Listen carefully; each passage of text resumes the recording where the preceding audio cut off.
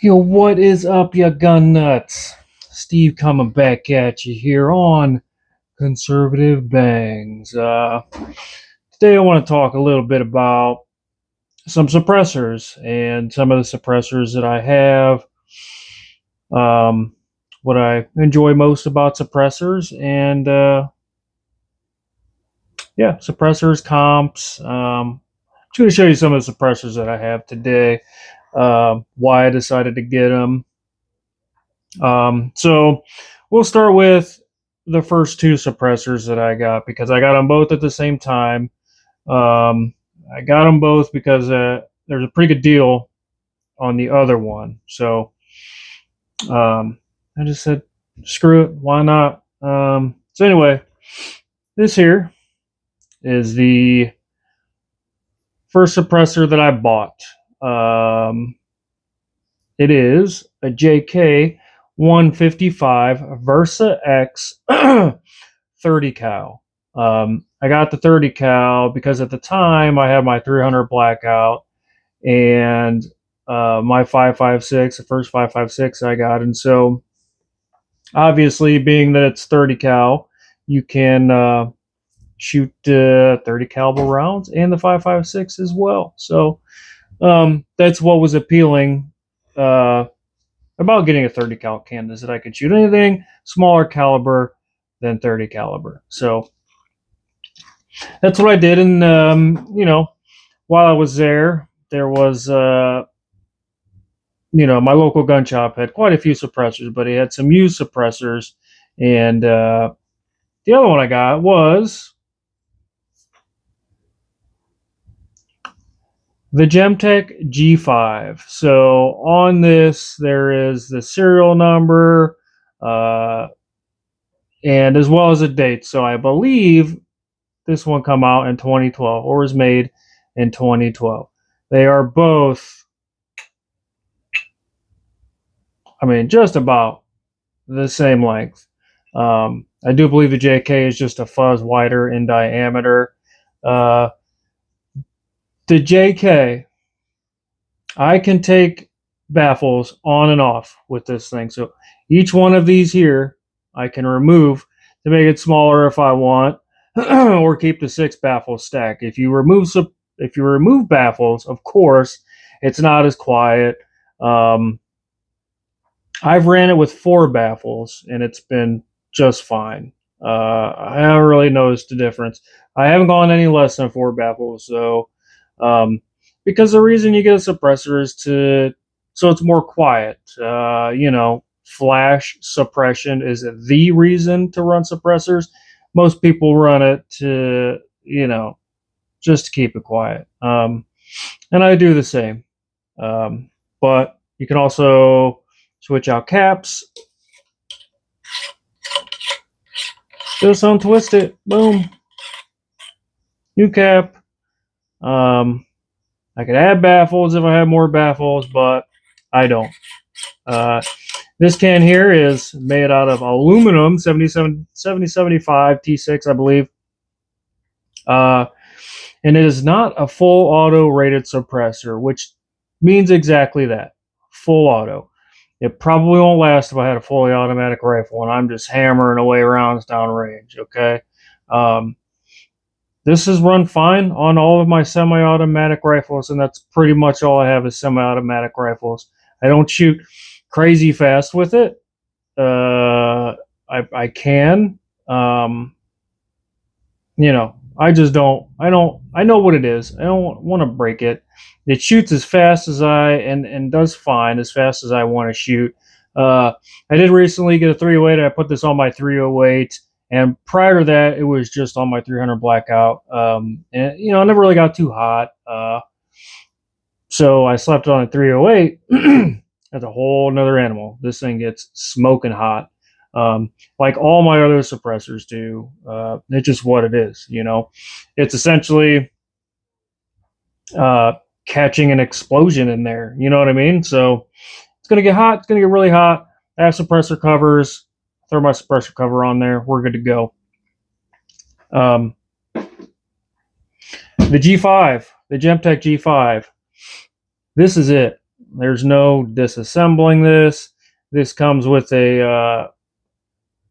it's a particular mount. I don't know exactly what they call it, but you put it on, you push and twist, push down, twist, and it locks it. It does wiggle a little bit, very minimal. I guess a lot of people don't like that mounting method. For me, I don't care. Um, Again, it's an older suppressor, 2012, but it still does great. I mean, I've cleaned it. I don't know when these things, I don't know the life of a suppressor, when it dies, what it's supposed to do. I think if you clean these things and you use them as you uh, should be good to go. Um, I've had nothing but good luck with these. So these were the first two: the JK Versa 155 30 cal and the Gemtech G5 for 556 30 cal. Good cans. Um, so you buy suppressors, you're almost always going to end up buying more. It is just a thing. That's what happens because it's a ton of fun to shoot. If you haven't shot suppressed, and then you do shoot suppressed, that's all you really want to shoot is suppressed because it just makes everything more quiet, more enjoyable. So, needless to say, I did end up getting more suppressors, and I'm gonna get another one because just what it is. Why not? Live a little. And so the suppressor that I got after that is this guy here. This has a little different mounting mechanism. It is a ASR mounting mechanism. The B, they make A, B, and C. This is the B. Uh, this is the polonium, Otter Creek polonium K. K means it's shorter. So it is a shorter suppressor. Um, I I did that intentionally because it goes on my shorter 5.56. The reason I had a shorter 5.56 is because I want to be able to maneuver with it. It's my CQB rifle, you know what I mean? So I'm keeping everything short. Um, but it's the Otter Creek Polonium K. And so with this guy, you twist it on your barrel, it stops, and then it's got a little turn here, and it locks. Um, Pretty nifty. Haven't had any issues with the lockup on it. It goes on an ASR mount flash hider, 3-prong flash hider. Thing gets stupid hot. This is full auto rated, um, but I don't have a full auto gun yet. I haven't got an FRT. I do intend to get one, and then we'll really see how this thing runs. But keeps everything real quiet. There is a little more flash associated with the K can because there's not as much suppressor, you know what I mean, to suppress the flash in its entirety. But this is a very good K can. The price is reasonable. I believe it was like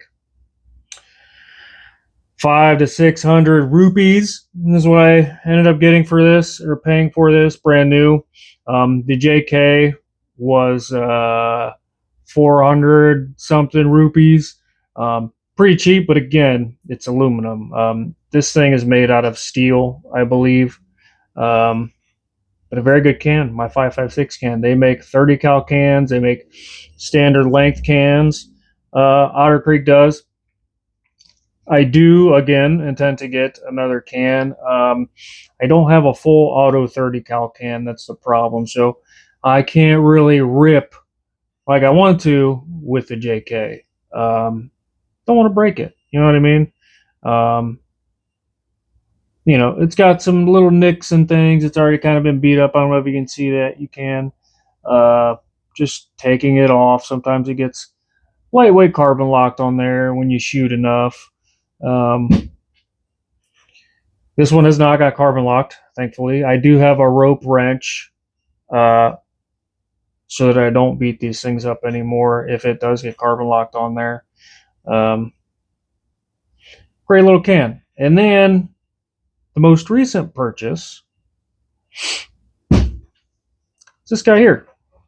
This is a can for my pistol. It is a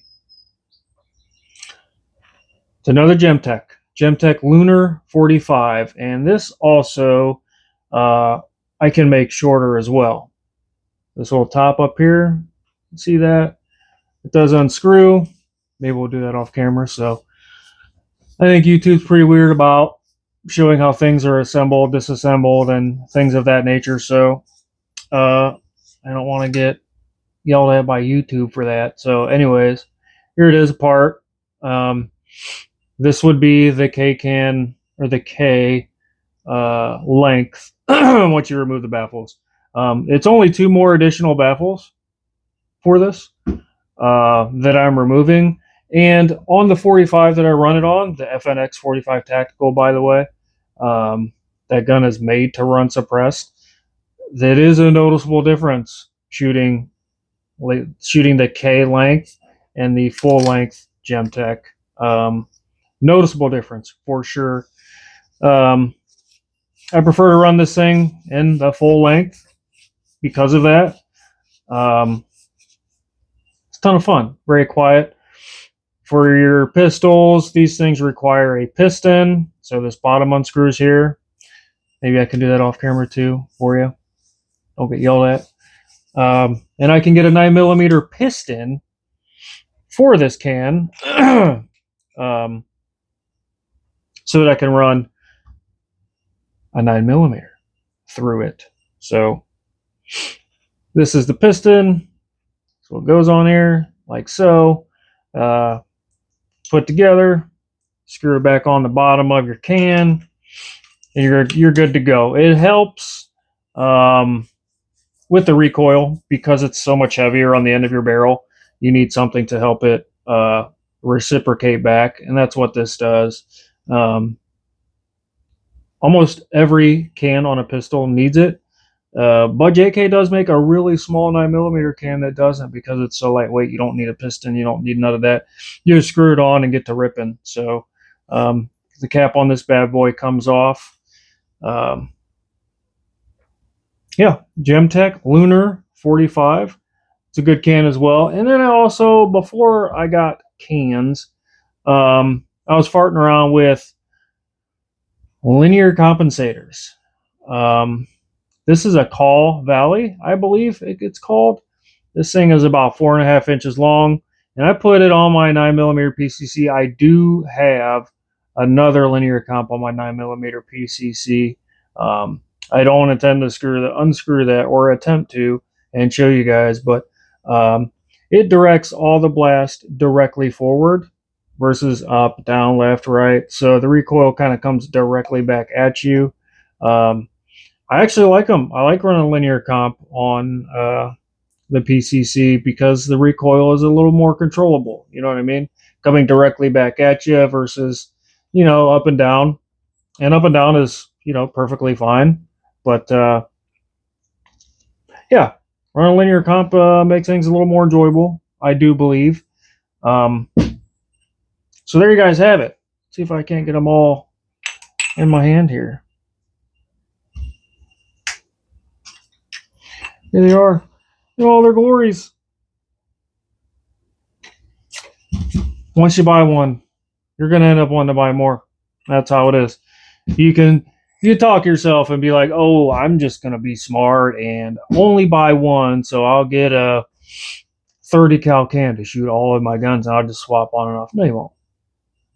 You won't. The good thing is nowadays, the ATF tax stamp is gone, so you don't have to pay additional $200 for every single suppressor that you get, which is always super awesome because the ATF is gay, super gay, and it's just an infringement on our rights. So anyways, there you have it. There's some cans. Comment if you guys have cans. Let me know what you got. Let me know what you like. I will be in the market for another one, 30 cal can. Help me decide. So there you have it. Some suppressor action with Steve here on Conservative. Later.